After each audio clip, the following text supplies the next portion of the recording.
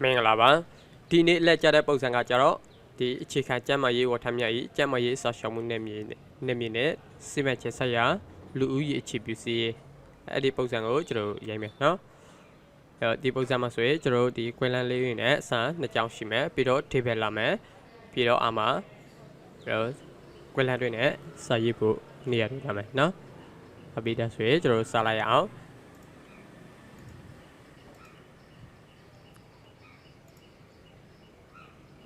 အပိဒီမှာဒီပုံစံကိုကြည့်မယ်ဆိုရင်သူက A4 size စာမျက်နှာမှာပေါ့နော်ဟိုကအလေးရလိုက်ရိုက်ထားပေါ့နော်အဲ့တော့အလေးရလိုက်ရိုက်မယ်ဆိုရင်ကျွန်တော်က landscape ကိုသုံးမယ်ပြီးတော့ margin ကကျွန်တော်ဒီဖေးမှာဆိုရင်ပုံမှန်လေးလို့မြင်ရတယ်နော်normal margin ပေါ့ပြီးတော့ဒီဖေးမှာကျွန်တော် normal မဟုတ်တော့ဘူးသူကနည်းနည်းလေးကြီးတယ်နော်အဲ့တော့ကိုလူတို့လိုမျိုးချိန်ပြီးတော့သုံးမယ်နော်ကျွန်တော် margin တွေကြတော့ဟုတ်ပြီတဲ့ဆိုစာရိုက်မယ်မရိုက်ခင်မှာကျွန်တော် page set ကိုပြင်မယ်နော်အဲ့တော့ဒီမှာဆိုရင်ကျွန်တော် portrait ဖြစ်နေတယ်တောက်လိုက်ဖြစ်နေတယ်ပေါ့နော်စာရွက်အဲ့တော့အဲ့ဒါကိုအလေးရလိုက်ဖြစ်အောင်လုပ်မယ်အဲ့တော့ layout တက်ကိုသွားမယ်သွားပြီးတော့ဒီမှာ orientation ဆိုတဲ့နေရာမှာ landscape ကိုနေပေးမယ်နော်ပြီးတော့ margin ဆိုတဲ့နေရာမှာ normal ကိုရွေးပေးမယ်ပြီးတော့မှ normal ညပေးမှဆိုရင်ကျွန်တော်က margin ကနည်းနည်းလေးပဲသူကစာရွက် allot ထားတယ်ဆိုတော့ကျွန်တော်ဒီအပေါ်က ruler ကိုနေပြီးတော့ညဘက်ကိုနည်းနည်းလေးဖြီးပြီးရွှေ့ပေးလိုက်မယ်နော်ဟုတ်ပြီဒါဆိုရပြီအဲ့တော့စာမျက်ခေတ်မှာနောက်တစ်ခုစရမှာကျွန်တော် file site နဲ့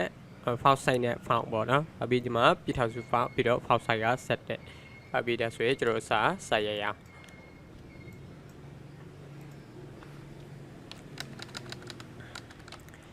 အခြေခံကျန်းမာရေးဝထမြတ်ဤအခြေခံကျန်းမာရေးဝထမြတ်ဤ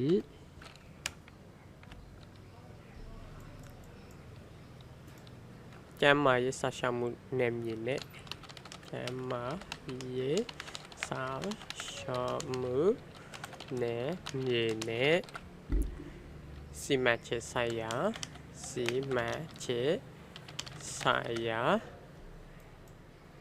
လူဦးရေအခြေပြုစီရင်လူဦးရေအခြေပြုစီရင်ပေါ့နော်အပြီးတော့ enter ခါပြီးစင်မယ်နောက်တစ်ကြောင်းကိုအဲ့တော့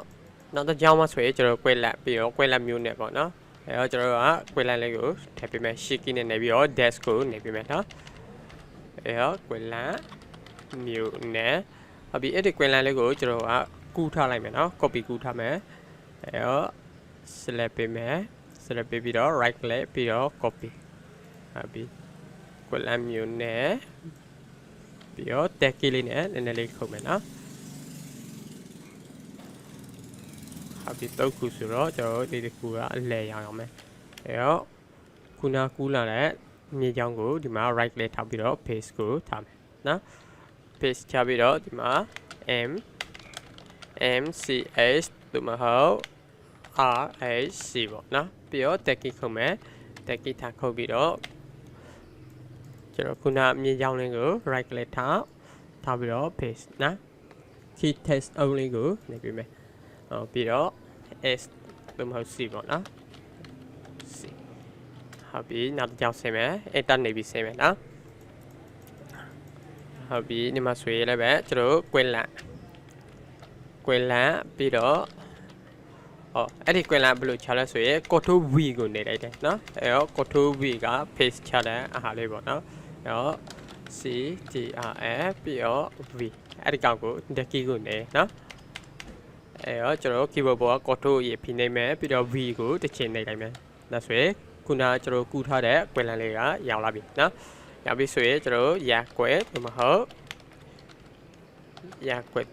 ကြည်ရွာပေါ့နော်ပြီးတော့ tag key နဲ့ခုမယ်ပြီးတော့ဒီမှာလည်းပဲကျွန်တော် control v ကိုနောက်တစ်ချက်ပြန်နေမယ်နေပြီးတော့ကျွန်တော်အဲ့အမှတ်ပေါ့နော်အဲ့အမှတ်ပြီးတော့ tag key ခုမယ်tag key ခုပြီးတော့ control v နေမယ်နေပြီးတော့ LAN ပေါ့နော်ဒါဆိုရင်လာမှတ်အောင်စနေပေါ် LAN ဟုတ်ပြီဒါဆိုရင်ကျွန်တော်ဝင်လန်ထည့်ပြီးဆိုရင်နောက် enter တစ်ချက်ခောက်ပြီးတော့နောက်တစ်ကြောင်းဆင်းမယ်နောက်တစ်ကြောင်းဆင်းပြီးဆိုတော့ table လာပြီနော်အဲ့တော့ table မှာဆိုရင်ကျွန်တော် table ထည့်တော့မှဆိုရင် row တွေ column တွေကိုအရင်ရေးရမယ်နော် အဲ့တော့ဒီမှာဆိုရင် column ဘလောက်ခုရှိရတဲ့အရေးရေးမယ်နော်အဲ့တော့1 2 3 4 5 6 9 10 11 12 13 14 15 16 19နော် column 19ခုအဲ့တော့ကျွန်တော် column ဒီပဲရပြီနော် row ကနောက်ခံမှန်းပြီးတော့ပြန်ထည့်မယ်အဲ့တော့ insert tab ကိုနေမယ်နေပြီးတော့ကျွန်တော် table ကိုနေမယ်ပြီးတော့ insert table နေမယ်အဲ့တော့ဒီ number of column နေရာမှာ column 18ခုဖြစ်တဲ့အတွက်ကျွန်တော်18ကိုနေပေးမယ်ပြီးတော့ number of row နေရာမှာကျွန်တော်10ခုလောက်ရေးထားပေးမယ်နော်ပြီးတော့ okay နေပေးမယ်အပြီးဒါဆိုရင် table ရလာပြီ table ရလာပြီဆိုတော့ဒီမှာကြည့်မယ်စင်တို့အမည်အိတ်ထားဦးစီးအမည်တို့အဲ့ဒီကောင်တွေကသူ mask လုပ်ထားတယ်နော်အဲ့တော့ downline လေးကိုနှစ်ခုပေါင်းပေးထားပါတော့နော်အဲ့တော့အဲ့ဒါကိုကျွန်တော်အရေးပေါင်းပေးမယ်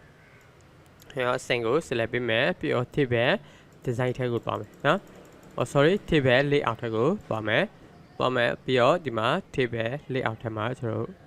mask ဆိုတဲ့ group ရှိမယ်နော်အဲ့ဒီ group ကိုနေပြီးတော့ဒီမှာ mask ကိုနေပေးမယ်အဲ့တော့ကျန်အကွင်းလေးလည်းပဲဒီလိုပဲ mask လုပ်ပေးမယ်နော်အဲ့တော့တကွင်းနဲ့ကွဲပြီးတော့ကြာမှာကွဲ mask ဟုတ်ပြီပြီးတော့ဒီမှာမွေးသက် grade မှာကျတော့ကျွန်တော် column ပုတ်ခုကိုသူကတခွေတက်ပြပေါက်ပေးထားနော်ဒါကြောင့်ကျွန်တော်က column ပုတ်ခုကို select ပေးမယ် select ပေးပြီးတော့ mask ထဲဝင်ပြီးတော့ဒီမှာ mask ကိုနေပေးမယ်နော်အဲ့တော့ပြီးတော့နောက်ဟာတွေပြန်ကြည့်မယ်နောက်ဟာတွေအလောကနှစ်ခွေစီပဲနော်အဲ့တော့နောက်ဟာတွေကိုကလို့ select ပေးမယ် mask လုပ်မယ်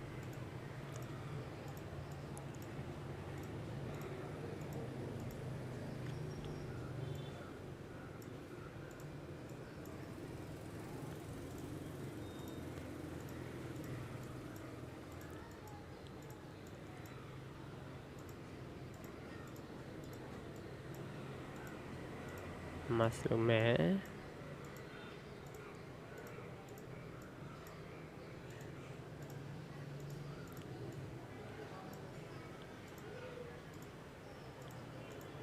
ဟုတ်ပြီဒီဗီဒီယိုကြည့်နေရင်လည်းပဲကျွန်တော်ကို့မှာလုပ်စရာပုံစံတွေရှိတယ်ဒါပေမဲ့ကိုလုပ်ရတဲ့ပဲအခက်အခဲတစ်မျိုးမျိုးရှိနေတယ်ဆိုရင်ကျွန်တော်ကိုဒီဗီဒီယိုရဲ့ description မှာပေးထားတဲ့ link ကိုနှိပ်ပြီးတော့ကျွန်တော်ပို့ပေးထားလို့ရတယ်နော်အဲ့ဒီပုံစံကိုတက်ပုတ်ပဲဖြစ်ဖြစ်PDF file ပဲဖြစ်ဖြစ်ရိုက်ပြီးတော့ပို့ထားလို့ရတယ်အဲ့တော့ကျွန်တော်ကပြန်ပြီးတော့ phone ပုံစံလုပ်မယ်လုပ်ပြီးတော့ကျွန်တော်ပြန်ပြီးတော့ပို့ပေးမယ်ပေါ့နော်အဲ့တော့ပြန်ပို့ပေးတဲ့အခါကျရင်လည်းပဲကျွန်တော် WAV file လုပ်ရင် WAV file နဲ့ပို့ပေးမယ်အဲ့တော့တကယ်လို့ PDF file လုပ်ရင်လည်းပဲ PDF file အနေနဲ့ပြန်ပြီးတော့ပို့ပေးမယ်နော်ဟုတ်ပြီဒါဆိုရင်ကျွန်တော်ဒီဗီဒီယိုကိုပြန်ပြီးစမယ်ဆိုရင်အခု mask လုပ်လို့ပြီးသွားပြီဆိုရင်ကျွန်တော်စာရေးမယ်နော်အဲ့တော့စာရေးမယ်ဆိုရင်စင်ပြီးတော့အမည်ပြီးတော့အိတ်ထောင်ဦးစီးအပါဝင်အိတ်ထောင်ဦးစီးအပါအဝင်အတူနေထိုင်သူများဟုတ်ကဲ့ပဲပြီးတော့ဒီမှာကြာမြေဆောင်မှာပေါ့နော်အဲ့တော့ကြာမှာကတိတိလေးပဲလို့ရနော်အဲ့တော့ကြာပြီး space မြေဆောင်မှာအဲ့လိုလေးထားလိုက်မယ်ပြီးတော့မွေးတဲ့ grade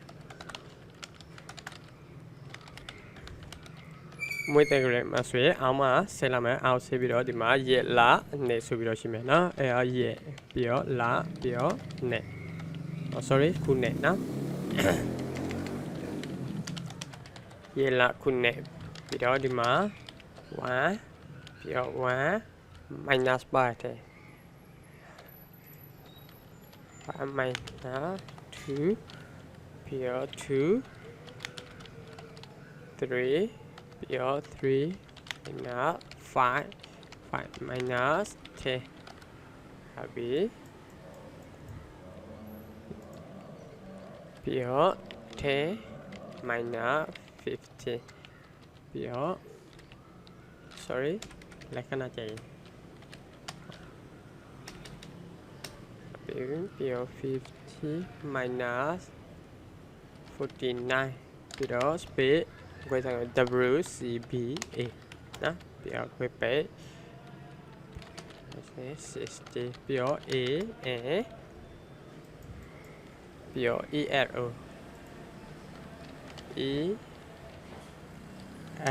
CO ပြီးတော့ match နော်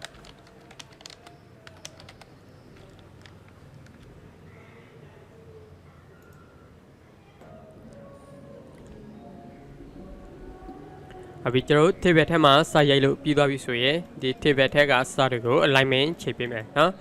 အဲ table ထဲကစာတွေကို alignment ချိန်မယ်ဆိုရင်ကျွန်တော် table တစ်ခုလုံးကို select ပေးလို့ရတယ်နော်ဘာဖြစ်ဆိုကျွန်တော်အောက်မှာစာထပ်ရိုက်စရာမရှိတော့လို့နော်အဲ table ထဲမှာပေါ့နော်ထပ်ပြီးတော့ရိုက်စရာမရှိတော့လို့အဲ table တစ်ခုလုံးကို select ပေးမယ်ပြီးတော့ table ရဲ့ layout tab ကိုသွားမယ် layout tab ကိုသွားပြီးတော့ဒီမှာ alignment ဆိုတဲ့ group လေးကိုတွေ့လိမ့်မယ်ဒီ alignment ဆိုတဲ့ group ကိုနှိပ်မယ်နှိပ်ပြီးတော့ဒီမှာ align setter ကိုနှိပ်ပေးမယ်နော်အပြီးဒါဆိုရင်ကျွန်တော် sorry အလုံးအလဲရောက်ပြီနော်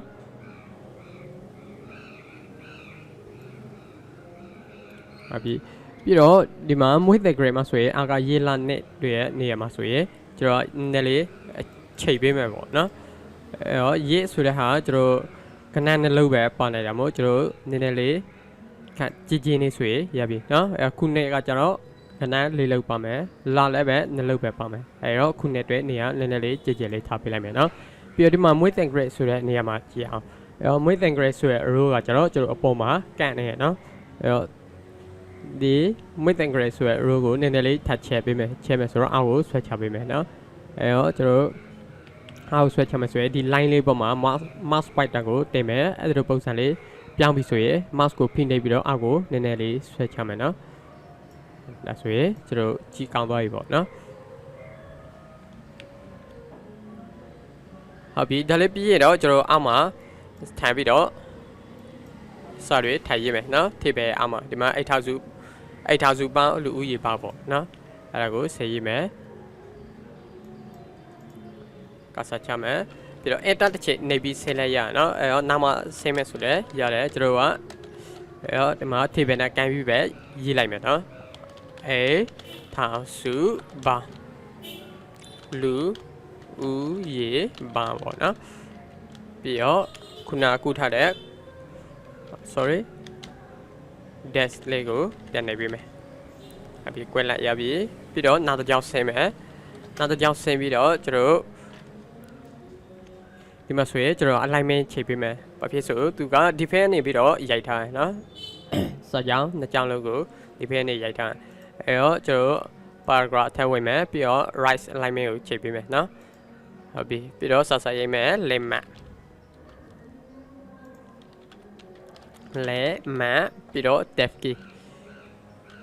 ပြီးတော့ဒီ line လေးကိုကျွန်တော်ကူးမယ်နော်အဲ့တော့ဒီ line လေးကို select ပေးမယ် select ပေးပြီးတော့ right click ပြီးတော့ copy ပေါ့နော်ပြီးတော့ဒီ page ကိုပြန်ဝင်မယ်ပြီးတော့ right click ပြီးတော့ paste ချမယ်ပြီးတော့ tab key ထားခုတ်မယ်ပြီးတော့ ya to tab key ပြီးတော့ control v နော်ဟုတ်ပြီပြီးတော့နောက်တစ်ယောက်ဆင်းမယ်နောက်6ဆင်းပြီးတော့ဒီမှာတာဝခါကျမ်းမရေးဝထမ်းအမည်ပေါ့နော်အဲ့ဒါရေးမယ်တာဝခါကျမ်းမရေးဝ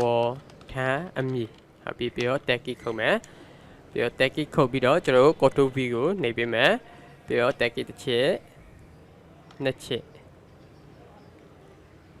ဟုတ်ပြီ tag key နှစ်ချက်ခုတ်ပြီးတော့ကျွန်တော်နောက်တစ်ကြောင်းကိုစာဆက်ရိုက်မယ်ဌာနပေါ့နော်ဌာနပြီးတော့ဌာနမှာ tag key တစ်ချက်ခုတ်မယ်ပြီးတော့ control v ကိုထပ်နေမယ်နော်ဒါဆိုရင်အလုံးညီသွားပြီ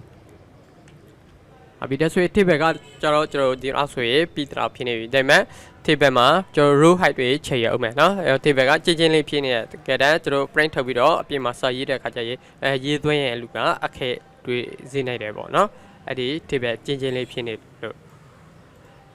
table ကချင်းနေရင်ကျွန်တော်ပြင်မှာ data တွေထည့်ပြီးတော့ print ထုတ်ပြီးထည့်ပြီးတော့ရေးတဲ့လူကအခက်တွေနိုင်တယ်ပေါ့နော်အဲ့တော့ကျွန်တော်ဒီ table row height တွေကိုချိန်ပေးမယ် table row height တွေကိုချိန်မယ်ဆိုရင်ကျွန်တော် row height ချိန်မယ် table cell တွေအားလုံးကို select ပေးမယ်နော်ဟုတ်ပြီ select ပေးလို့ပြီးသွားပြီဆိုရင်ကျွန်တော် table layout ထက်ကိုပြန်သွားမယ်နော်အဲ့တော့ table layout tab ကိုဝင်မယ်ဝင်ပြီးတော့ဒီမှာ table ရဲ့ row height မှာ 0.33 ဖြစ်နေလိမ့်မယ်အဲ့တော့ကျွန်တော် 0.34 လောက်ရင်ထားကြည့်မယ်နော် 0.34 enter ဟုတ်ပြီအဲ့တော့ကျွန်တော် 0.38 လောက်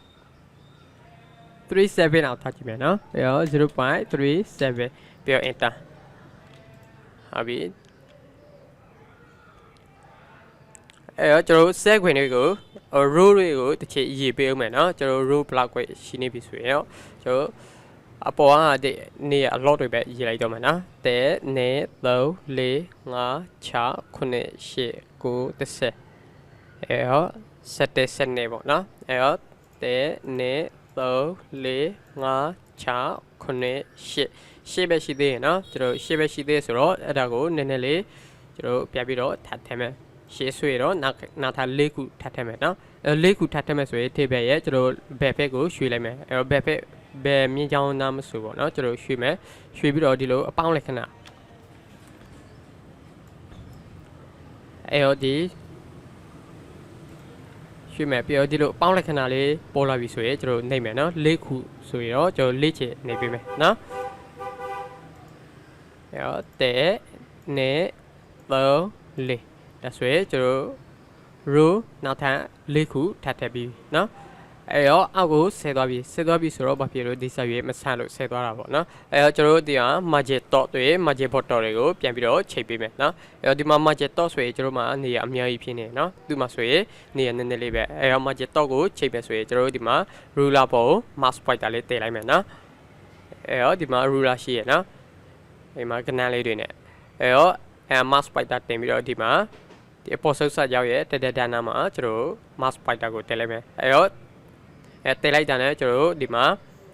စာကြောင်းလေးပေါ်လာမယ်နော် top margin ဆိုပြီးတော့အဲ့ဒါကို mouse နဲ့ဖိပြီးတော့အပေါ်ကိုနည်းနည်းလေးဆွဲလိုက်မယ်နော်ကိုလိုအပ်တာပေါ့နော်ဟုတ်ပြီဒါဆိုရင်ကျွန်တော် top margin ကိုပြောင်းပြီးသားဖြစ်သွားပြီအဲ့တော့ဒီလိုပဲ our bottom margin ကိုလည်းပဲဒီလိုပဲပြောင်းပေးမယ်နော်အဲ့တော့ mouse ကိုပေးတာပေါ်တင်မယ် ruler ပေါ်တင်မယ်ပေါ့နော်ပြီးတော့ bottom margin လို့စာတန်းလေးပေါ်လာပြီဆိုရင်ဖိပြီးတော့အောက်ကိုနည်းနည်းလေးဆွဲချလိုက်မယ်နော်ဟုတ်ပြီအဲ့ဒါပြီးတော့ကျွန်တော် row height ကိုနည်းနည်းလေးပြန်ချိန်ပေးရမယ်နော်အဲ့တော့ row height ကိုချိန်ပေးဖို့အတွက်ကျွန်တော်ထိပ်ပဲ row height ချိန်မဲ့ထိပ်ပဲ cell တွေအားလုံးကို select ပေးမယ် select ပေးပြီးတော့ကျွန်တော်ဒီမှာထိပ်ပဲလေးအောက်ကိုသွားမယ်ပြီးတော့ဒီမှာ 0.37 နေရာမှာ 0.33 ပဲပြတ်ထားကြည့်မယ်နော်ပြောင်းရဟုတ်ပြီဒါဆိုရင် 0.33 ဆိုရင်အားလုံးခွဲတည်ပဲနော်အဲ့တော့ဒီမှာအပေါ်ဆုပ်စာကြောင်းကိုကျွန်တော်စက်တာအလိုက်မယ်ပေးမယ်ပြီးတော့ဘိုးပေးမယ်နော်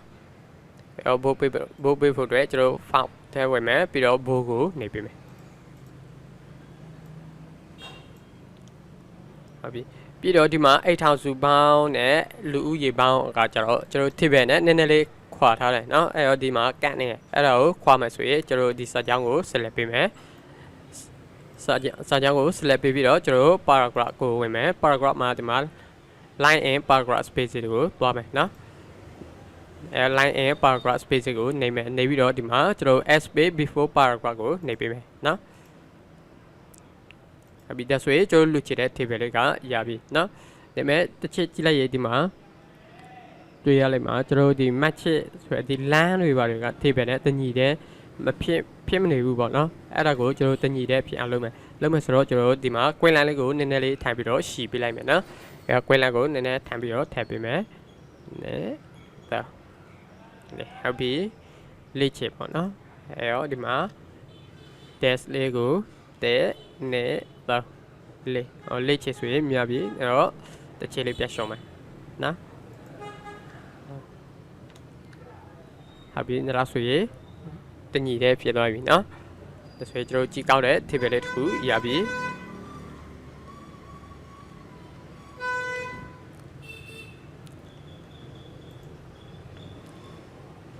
ဟုတ်ကဲ့အားလုံးပဲကျေးဇူးပါနောက်နေ့တွေမှာလည်းပဲကျွန်တော်ပုံစံအသစ်တွေရှာပြီးတော့ပြန်လာမယ်နော်